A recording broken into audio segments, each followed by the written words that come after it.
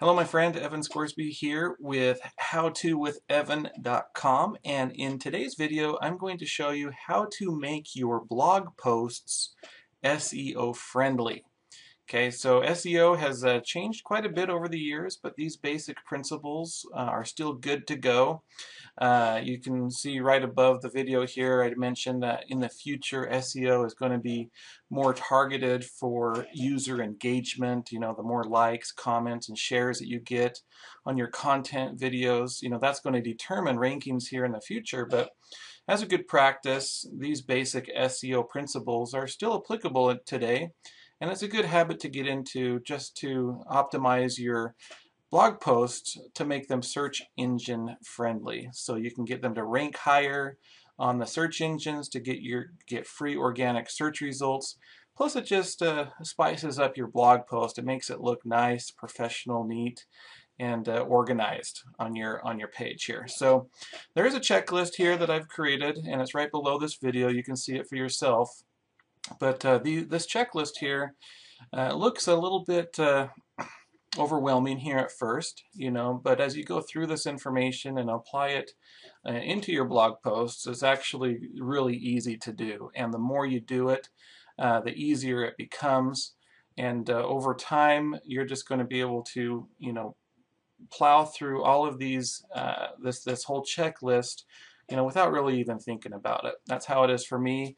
I've been doing this for a couple years now, and I can just boom, boom, boom, check mark off each one of these things to include in my blog posts to make it SEO friendly. Okay, and so with each one of these here, I'm going to actually demonstrate it, or you have been exposed, I guess, to each of these in this current blog post that you're reading. So I have made sure that each of these check marks, are in this blog post. Okay, so first thing here is that your keyword phrase needs to be in the title of the post. So hopefully you've done a little bit of keyword research. You're going to be focusing on a particular phrase that's going to be then the focus of your blog post. If you haven't done that, you really need to do some keyword research before you post any content. And I'm going to actually do another video on how to do keyword research. But for now, you do need to have a keyword and phrase that you're targeting, okay? And it needs to be in the title of the post.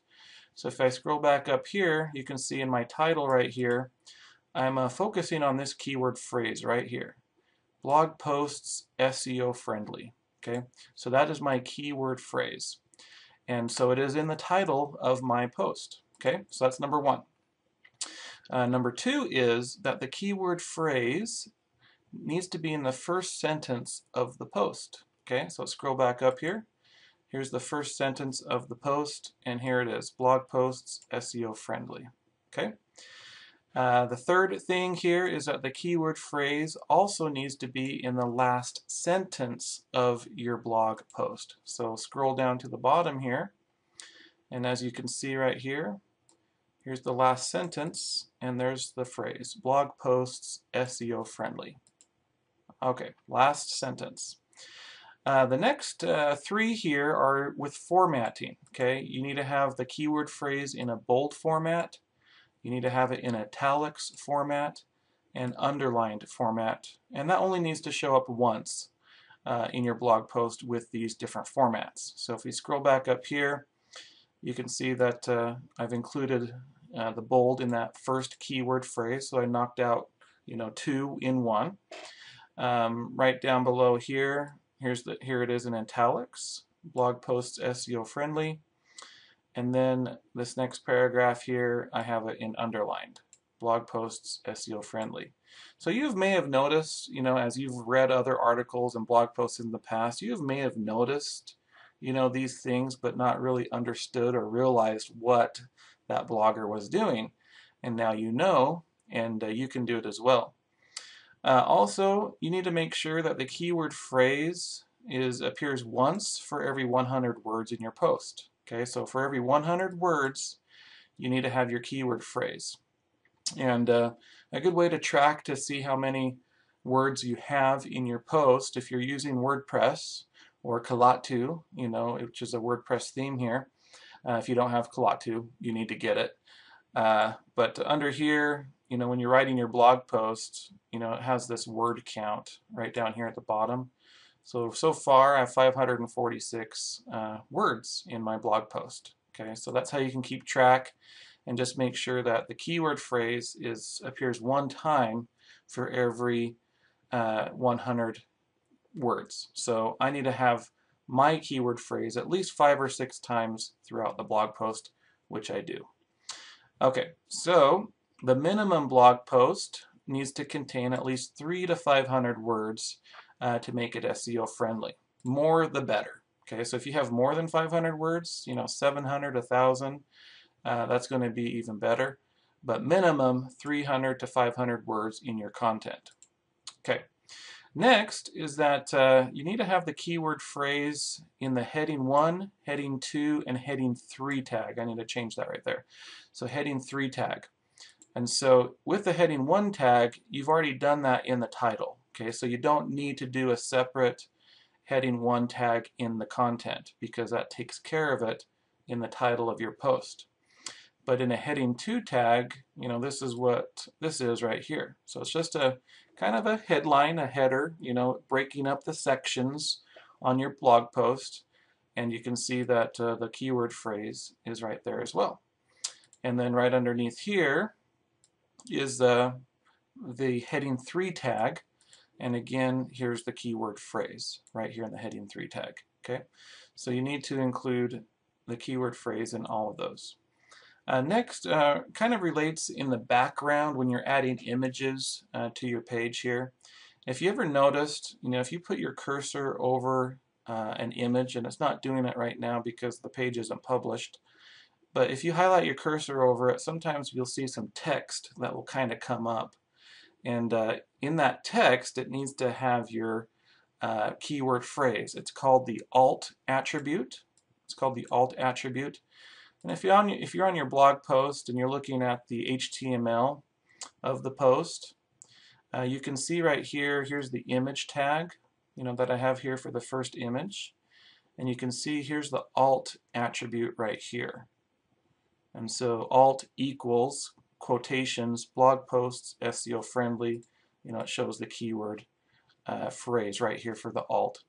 I also have it set up as the file name. So my image is set up and the file name is the keyword phrase. I'm not really sure if that's required or not, but that's just something that I've always done. It doesn't hurt, right? Okay, so it needs to be in the alt attribute. Okay. Another thing is that sometimes you're going to include website links, like click here to go to this website.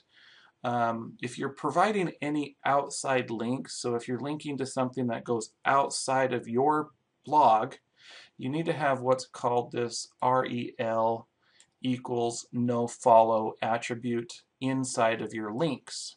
Okay, I'm going to show you that here in just a second. But basically, without getting into a full big discussion on what this means, basically by having this in your links, you're keeping the juice of your website on your blog.